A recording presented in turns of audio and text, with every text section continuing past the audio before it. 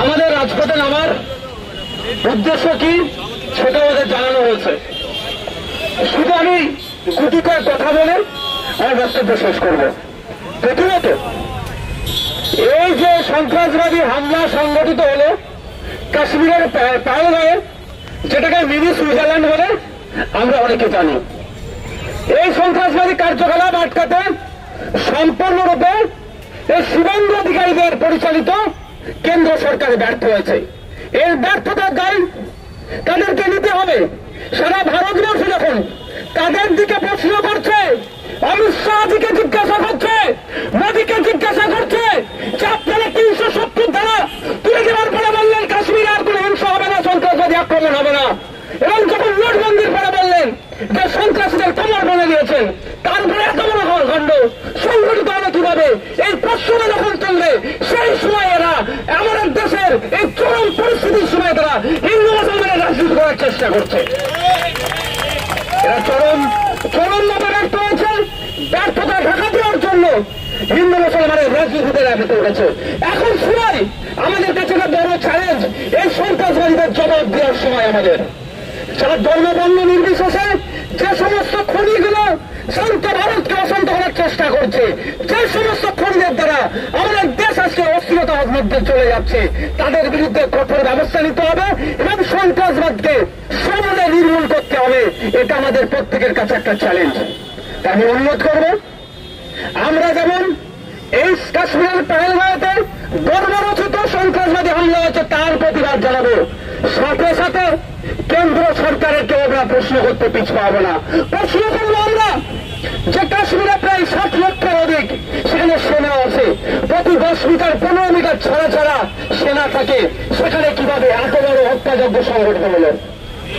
ওই সময় কথাই ছিল আমাদের সেনারা, তারা ছিল কি ইনঅ্যাক্টিভ করে রাখা হয়েছিল, তার জবাবটা আমাদেরকে দিতে হবে।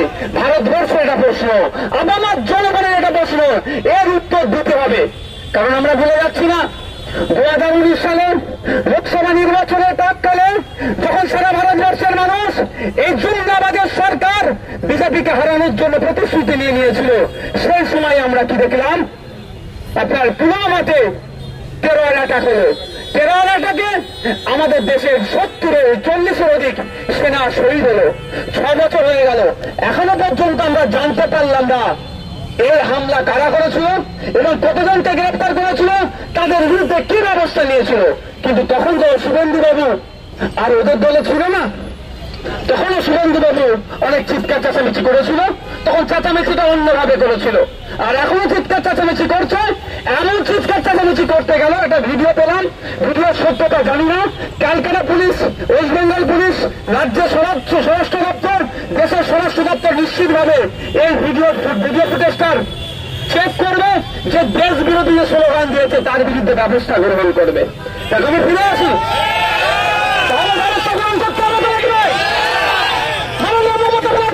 কি ব্যবস্থা গ্রহণ করে এই শুভেন্দু অধিকারীর বিরুদ্ধে দেশে থেকে দেশ বিরোধী স্লোগান দিচ্ছে সেটা আমরা দেখব। যারা গল্প শোনাচ্ছে অনেক, একটাও ছাড় পাবে না।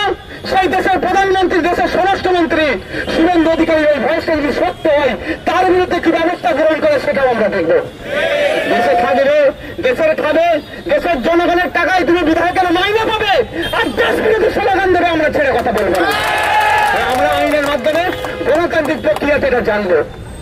যে অবাক হয়ে যাচ্ছি, কিন্তু আমার ঘটনা 6 বছর পার হয়ে গেল, এখনো পর্যন্ত কারা ঘটনাটা ঘটালো, 300 কিলো RDX কোথা থেকে আসলো, এখন আমরা জানতে পারলাম না। তখনও কিন্তু ধর্মীয় ঝিঁকি উঠেছিল, তখনও সেনাদিকে শহীদ করেছে, প্রত্যেকের বুকে ব্যথা লেগেছিল, সেটাই ভোটে ক্যাশ করেছিল মোদী। আর আজকে তার প্রমাণ দিচ্ছে, এখানে আমার ভাইকে শহীদ করেছে, আমার ভাইকে খুন করেছে, আমাদের জানা আছে বলে আমরা রাস্তায় নেমেছি, আর মোদীজি তার নির্বাচনী প্রোগ্রাম করছে আজকে বিহারে দাঁড়িয়ে। অসভ্য জ্যোতিবাবু বলতেন না অসভ্য বর্বরের দল, আমি সেটাও রিপিট করছি, জ্যোতিবাবুর কথাটা সত্যি না অসভ্য বর্বরের দল। সেখানে অল ইন্ডিয়া মুসলিম পার্সোনাল ল বোর্ড এই ওয়াকফ নিয়ে যত প্রটেস্ট 25 তারিখ পর্যন্ত বন্ধ রাখলো, মোদীজি সেখানে তার নির্বাচনী কার্যকলাপ চালানোর জন্য বিহারে যে প্রোগ্রাম করছে। এদের অসভ্য বলবেন না তো কি বলবেন? এরা অসভ্যদের হাতে পা দেবেন না, এরা ধর্মীয় দিকে তুলছে। এখন তো প্রশ্ন করা দরকার, ইন্টেলিজেন্স কি করছিল? বিভিন্ন লেয়ারে ওখানে নিরাপত্তা রক্ষী ছিল, তারা কি করছিল?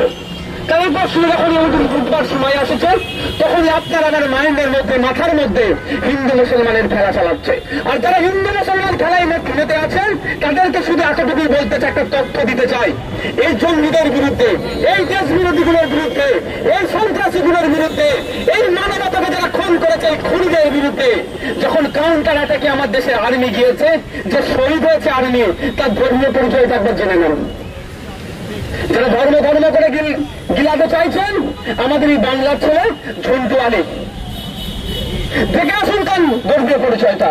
কিন্তু আমরা ধর্মীয় পরিচয় নিয়ে রাজনীতি করতে চাই না, করবো না। যেটা অন্যায় হয়েছে তার বিরুদ্ধে আমরা এখন দেখার বিষয়। আমি চ্যালেঞ্জ করে গেলাম, সেন্ট্রালের আইবির আমার নিশ্চিতভাবে ভিডিও রেকর্ড করছে, স্টেটের আইবি ভিডিও রেকর্ড করছে, মিডিয়ার মাধ্যমে রেকর্ড হচ্ছে। এই তদন্ত আমি 5 বছর টাইম দিচ্ছি, 5 বছর দেখবেন তদন্ত শেষ করবে না। এরা শেষ করলে তো ধরা পড়বে। ওখানে আর্মি ছিল না কেন? ওখানে সেনা ছিল না কেন? ধরা পড়বে কার? কে পড়বে? ধরতে ধরতে বিজেপি সরকারের কানে চলে যাবে হাতটা। সুতরাং এরা এদের স্বার্থের জন্য হয়তো এই হত্যাযজ্ঞ সংগঠিত করেছে, এরা রাজনৈতিক গোষ্ঠীদ্বন্দ্বের জন্য হয়তো এই হত্যা যজ্ঞ সংগঠিত করেছে। আরো বেশ কিছু কারণ থাকতে পারে। এটা তদন্ত সাপেক্ষ, তদন্ত হোক, সত্য উদ্ঘাটন হোক, যে